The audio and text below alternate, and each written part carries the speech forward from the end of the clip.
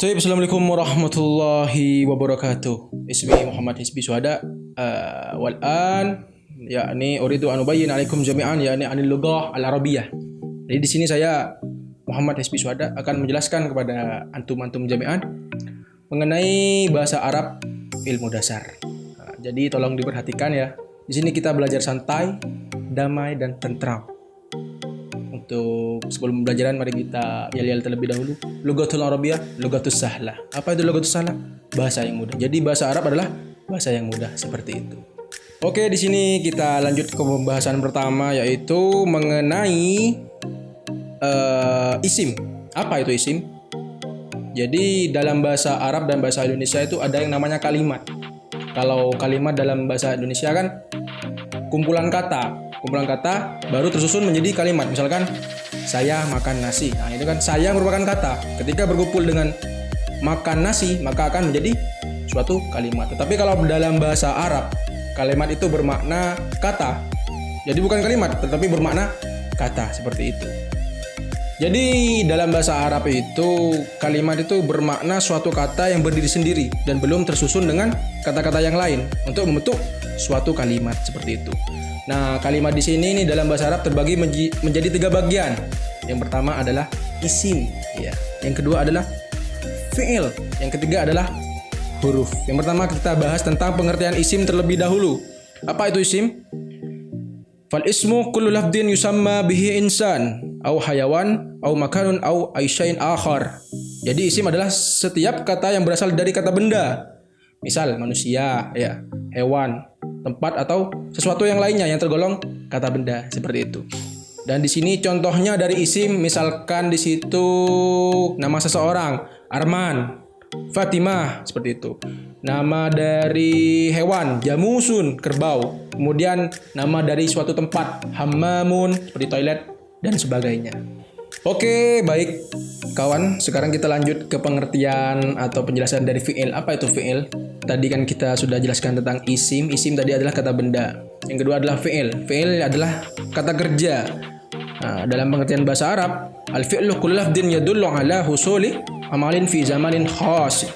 Jadi fi'il adalah setiap kata yang menunjukkan suatu kejadian ya. Ingat, ini adalah suatu kejadian atau peristiwa yang terjadi pada waktu, baik itu waktu sekarang, waktu lampau, maupun waktu yang akan datang. Di sini kita bahas tentang contohnya langsung. Contoh dari fi'il. Jadi fi'il yang saya berikan ada 3 contoh. Yang pertama adalah fi'il madi.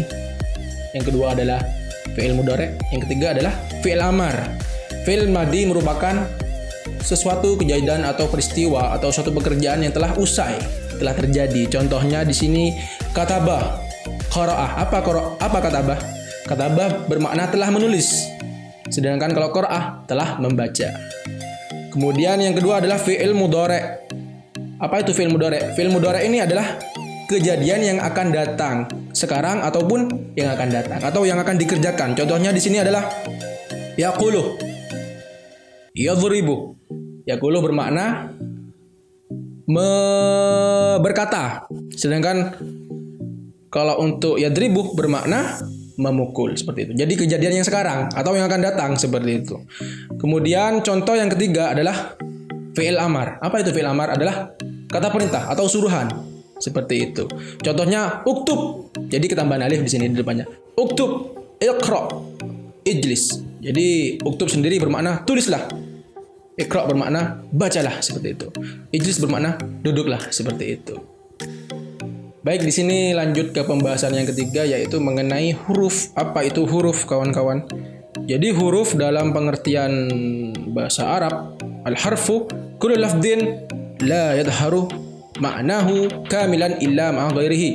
Jadi huruf adalah kata yang tidak diketahui maknanya, jadi belum jelas secara sempurna dan tanpa disertai kata lain, yakni kata yang tidak memiliki makna kalau berdiri sendiri. Namun huruf yang dimaksud di sini bukan huruf hijaiyah, bayangkan huruf-huruf yang memang ada dalam bahasa Arab. Misalkan contohnya adalah wa, fi, min, an, seperti itu. Jadi kan kenapa kok belum dikatakan sempurna? Misalkan dalam kata fi bermakna di, itu kan belum ada makna sempurnanya. Fi, di, maksudnya apa? Di. Wa, bermakna dan. Maksudnya apa dan? Jadi harus dihubungkan kata yang lain. Misalkan fi baiti, di dalam rumah. Berarti kan jelas bahwasanya di dalam rumah yang dijelaskan seperti itu. Mungkin itu penjelasan dari saya mengenai isim, fi'il, dan huruf tadi. Bila ada kesalahpahaman dalam penjelasan atau ada kata-kata yang salah, saya mohon maaf. Syukran ala ihtimamikum. Jadi pesan saya ketika Anda ingin belajar bahasa Arab, jangan bosan. Yang pertama, tetap praktek, tetap berani. Jangan kena mental. Maksudnya jangan kena mental di sini, jangan takut untuk mempraktekkan sebuah bahasa Arab. Karena seperti apa kata Nabi Muhammad SAW, ta'allamul lughah al-arabiyyah fa innaha min dinikum. Bahwasanya pelajarilah bahasa Arab karena bahasa Arab adalah sebagian dari agamamu, seperti itu. Karena ketika sholat kita menggunakan bahasa Arab, kita ngaji menggunakan bahasa Arab, dan sebagainya, sebuah kegiatan keagamaan yang kita kerjakan menggunakan bahasa Arab. Syukran, saya Muhammad Hizbi Swada. Assalamualaikum warahmatullahi wabarakatuh. Lughatul Arabiyyah, lughatus sahlah.